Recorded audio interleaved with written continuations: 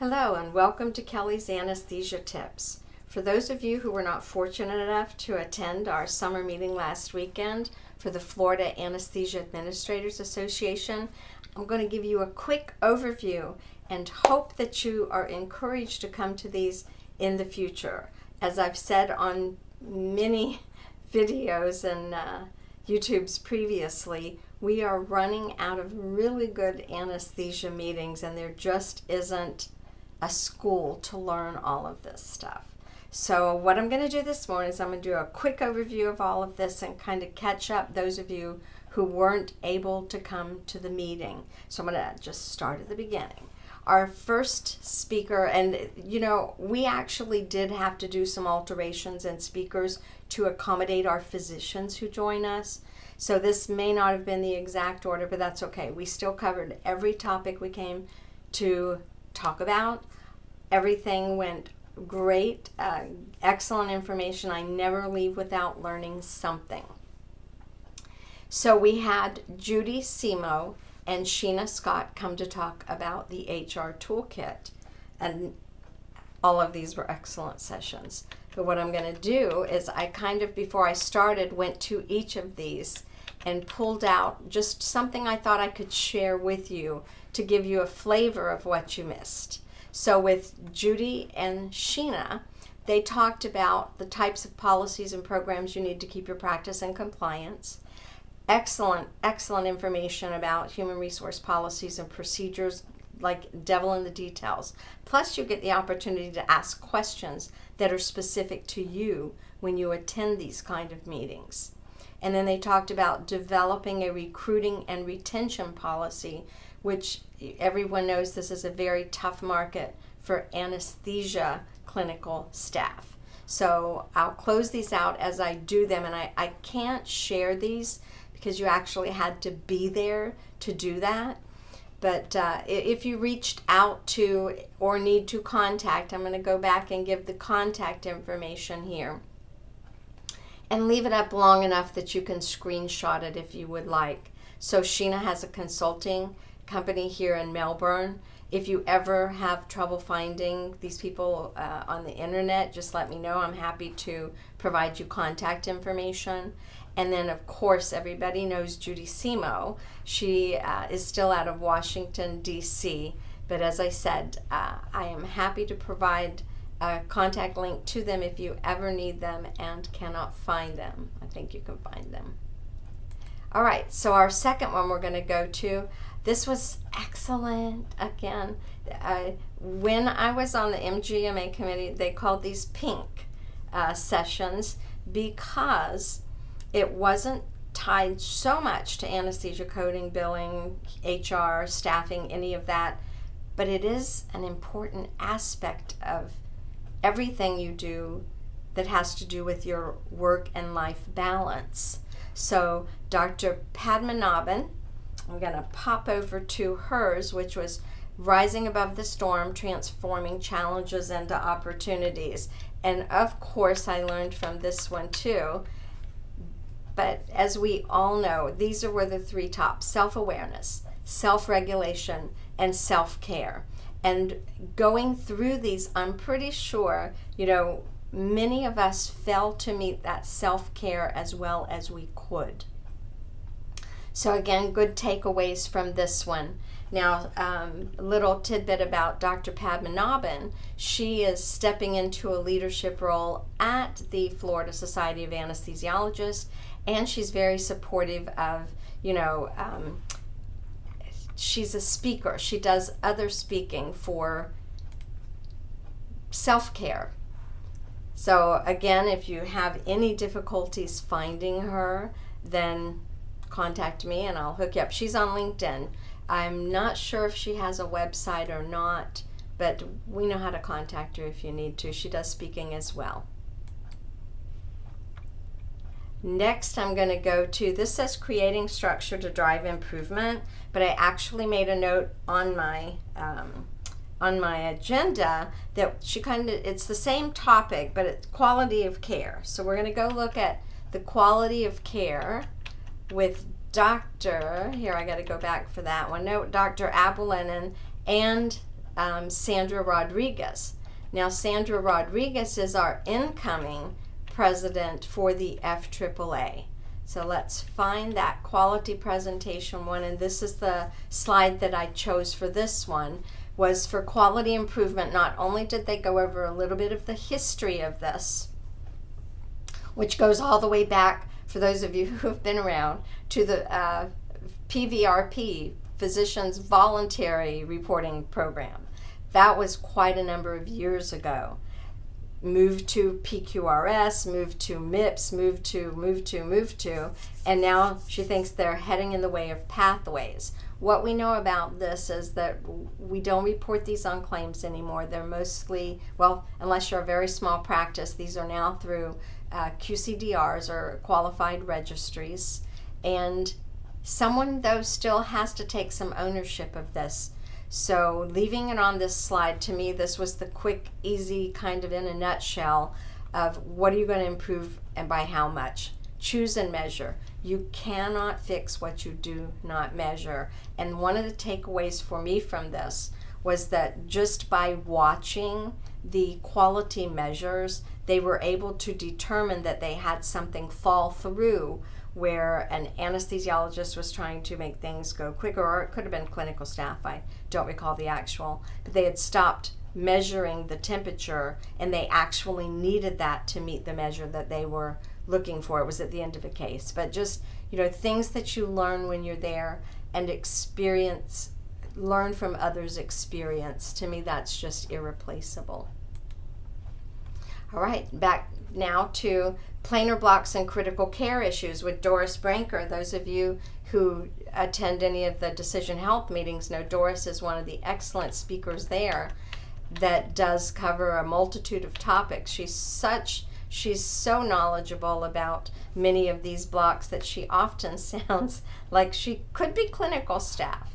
So I just kind of nutshelled this, but I'm also going to tell you that she has a YouTube for Doris the Coder, and tries sharing in different ways. So she discussed critical care documentation requirements.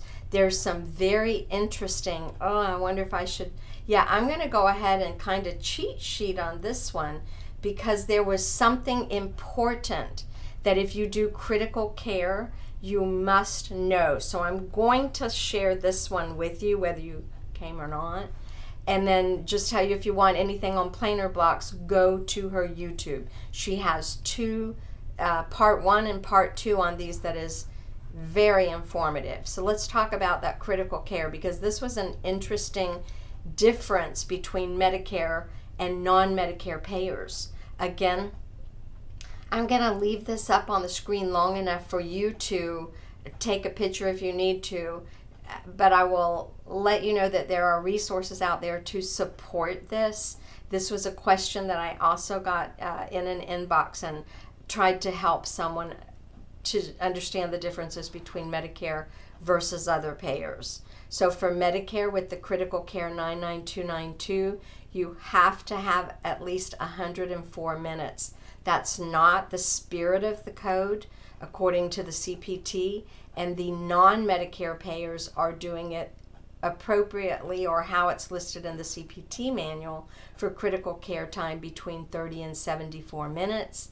And then anything after that 74 minute is blocked, is reported with the 99292. So again, resources to support this. If you do critical care, it's incredibly important that you understand that. And I know Doris doesn't mind me sharing that with you, because she wants, our goal is always to point people in the right direction. Okay, so we had our presidential update. Unfortunately, Dr. Giordano was not able to come see us, but Dr. Brent Sell certainly did. He came up, and Doris and I were fortunate enough to meet him when we went to the Washington, D.C. Legislative Liaison. I'm going to share a couple of tips from that for you too. Just in like one-pagers you can share with your physicians or your billing companies or whatever anesthesia practice you're in, because it affects all of us. So Dr. Brent Sell is the outgoing president. Dr. Giordano is the incoming. They'll update this. I'm behind on updating things myself. So you may also recognize Dr. Padmanabhan, who spoke with us on, the self-care, self-awareness. And the rest of these officers are all volunteers for the organization that ultimately ends up helping all anesthesia practices. So I'm not going to link things like this because you can find them at fsahq.org with additional information about their annual meeting and such. What I am going to share further in the agenda is that I did a resident track along with Judy Simo and Sheena Scott. Almost meshed those names. But this was a resident track for the first time that they offered, and it was great. The FSA had a banner year this year with attendees, and I think that resident track was an excellent way to help residents understand the non-clinical side that is oh so important and not very, it's not taught a lot. They're busy on their clinicals and working with, dealing with, learning with patients. So that's the important part, but we all know how important it is to step into an actual real world of anesthesia and understand the regulations and requirements that you are supposed to know. And I'm going off on the subject. So I will get to that, and I'll try to shorten that one as well. All right, so moving ahead. Hot topics in anesthesia from yours truly. That was me. And here's where I'm going to do just a little bit of a hop off, because I've already done or shared some things via email and meetings about the hernia coding, the bundled ultrasound guidance. If you attended any of the year-end December 2022 meetings, you would have got that. What I added to it was some information about the No Surprises Act and the Medicare payment disparity, and then some Florida-specific things. But again, I'm going to hop up to the Commercial Fee Survey, because if you attended the meeting, and I'm going to send this link to everyone who did as well, then you know that this was inadvertently left out of the updated one that was shared, and I'll be happy to share this with anyone who attended. I starred it because it was a new slide. So this is the Commercial Fee Survey the ASA does every single year, and the link to get information, or I'm happy to share the link with you. It's a download to a PDF file that has about, I did this slide so we know, 49 questions, but they're fairly simple because it's just on your top 5 contracts, and they want to know minutes versus units. How do you report the contracted conversion factor? And these are done in a blind way that they don't tie them to your practice. These are just shared for informational purposes under very strict survey guidelines, and the ASA does have to throw out some information that doesn't come in correctly or appropriately. So if you just follow the directions that are also provided, it should be fairly easy to complete this survey. They also look for, is your time rounded up, rounded down, or reported as fractional units? I will tell you that on the charge side of this, it is industry standard to round up. When you're looking at the payment side of this, that's on the contract, whether they will round up, whether they will round down, or whether they do fractional units. For example, Aetna used to give you the next minute at 8 and above. Now I'm pretty sure Aetna and Cigna and some of the other ones follow the same exact time model for payment purposes as Medicare does. All right, moving on these, they look for physical status modifiers payable, whether they pay qualifying circumstances, and how what the percentage of your practice's total anesthesia units billed in 2022. So what they represent of your practice. And again, it's not a difficult survey. I said I was going to go a little bit off on this one because I also did the resident track on, I'm going to close this one out. I did the resident track on Saturday with the FSA. So I want to pop over to that one. I'm going to see if I can do this one and pull it up for us, because I think it's incredibly important that they are educating doctors on this as well. It was a lot to stuff into 45 minutes to an hour. I had some good questions afterward, but really important that residents and doctors coming into a practice understand certain things about this, and I'm just going to hit on the top ones. Kind of how your documentation becomes a claim and why it's so important that you interact with whoever's doing your billing, whether it's your own office staff or a billing company. You want to make sure they're asking you questions if they don't understand your documentation. I went over the payment formula for both.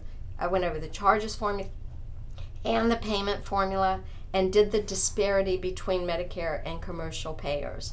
And then something that I wanted to share that, you know, this was kind of a surprise for me when I was putting this together, is that, you know, you used to be able to understand when you flipped a claim form over on the back, which I know pretty much everything's electronic now, but back when you used your paper claims and you flipped them over on the back, this is basically what it said. You know, the signature on your electronic claim or on your paper claim certifies that everything you were doing is medically indicated and necessary for the patient, et cetera, and that anything that is furnished incident to the physician's professional service by an employee under their supervision is permitted. So this is kind of like just the verbiage of the claim forms. The instructions were from around 1990. Now, and went all the way through like 2012, I want to say. I'm going to pop up to whenever this changed and give you a resource for this. Yes, 2012 was the latest update that I found, which, you know, is 9 years ago.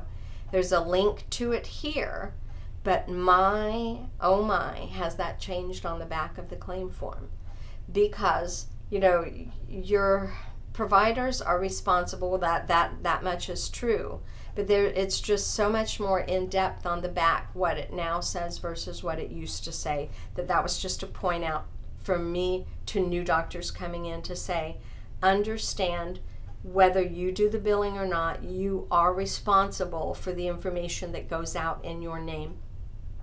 Doctors are trusting that the staff that performs billing on their behalf, because I have a hard time keeping up with all the regulations in the various states and build spreadsheets to help. And then there still becomes times when you'll look at a policy and say, is that what they meant? Because that makes absolutely no sense. So I've reached out to insurances directly to say, are you sure this is what you meant to say? And sometimes they will say yes. Most of the time they will say yes. But to have physicians understand this is, I think, expecting a lot. They're designated billing companies. They just need, or office staff, keep communications open and make sure that you know what's being reported in your name. I say self-audit. Doctors think that they can't understand what's, you know, procedure codes and diagnosis. They can't. All of that. I mean, it's easy to see if something does or does not match the code. All right, so that's enough about that one, but I did also want to pop over to the one-pagers that I shared, and these are the links that I will include in the additional resources, because if you did not know, the AAE, Anesthesia Practice Administrators and Executives, does allow membership for practices through the ASA if you are a practice administrator executive member. The physicians have to be active members, but you can join as like an affiliate member. I have membership as well. And if you have 90% or more of your group doctors as ASA active members, they pay their dues, and they're on they pay a single group bill, then you actually get to join this for free. So if you didn't know, now you know. And if you didn't learn something, now you learned something. I said I would show you the one-pagers. This is a one-pager about the Medicare adjustment for physicians. We know there's disparity.